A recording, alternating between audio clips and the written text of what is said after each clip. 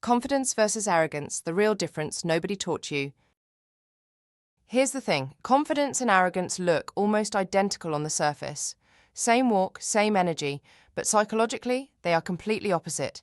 And mixing them up, that mistake will quietly wreck your relationships, your career, and your reputation, while you have no idea it's happening. So let's fix that right now. Psychologist Dr. Nathaniel Branden spent decades researching self-esteem, and here's the core finding. Confidence equals secure.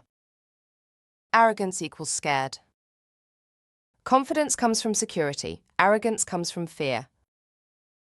That's the plot twist. The guy who brags the loudest, who can't take a joke at his own expense, who needs to dominate every room, that's not strength. That's anxiety wearing a costume.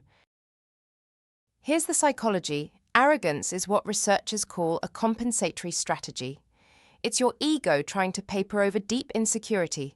You puff yourself up because you're afraid you're not enough. Confidence? It doesn't need to prove anything. It already knows. The confident guy doesn't need you to agree with him. The arrogant guy, he needs it. That's the difference.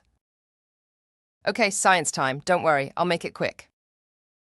Researchers at the University of California studied a concept called the Dunning-Kruger effect, and it's wild.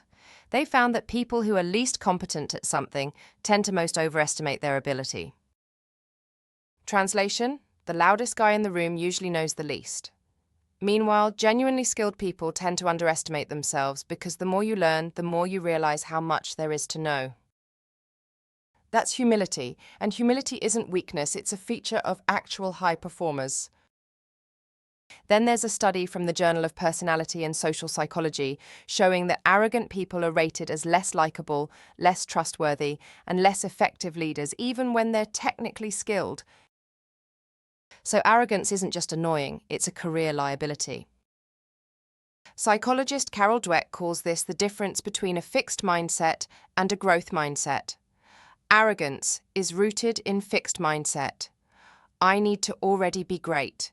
Confidence comes from growth mindset. I can get better and I'm not afraid to find out where I'm lacking. Okay, so how do you actually build the real thing? 3 things backed by research.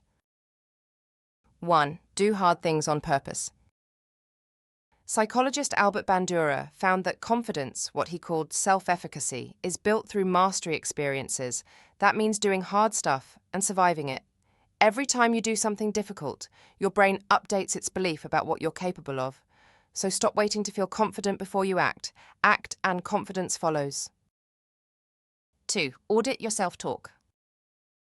Research from Dr. Ethan Cross at the University of Michigan shows that talking to yourself in the third person like, "Okay, Marcus, what's the move here?"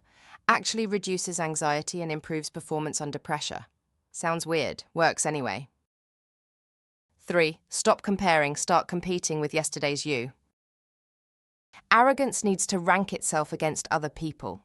Confidence doesn't care about the scoreboard, it just asks, am I better than I was last month? That's it, that's the whole game. Here's the bottom line. Arrogance says, I need to be the best in the room. Confidence says, I'm good, and I'm good with not being the best in every room. Arrogance is loud because it's scared. Confidence is quiet because it's secure.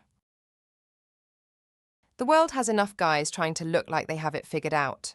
What's actually rare and actually magnetic is a man who knows himself, keeps growing, and doesn't need your applause to keep going. Be that guy.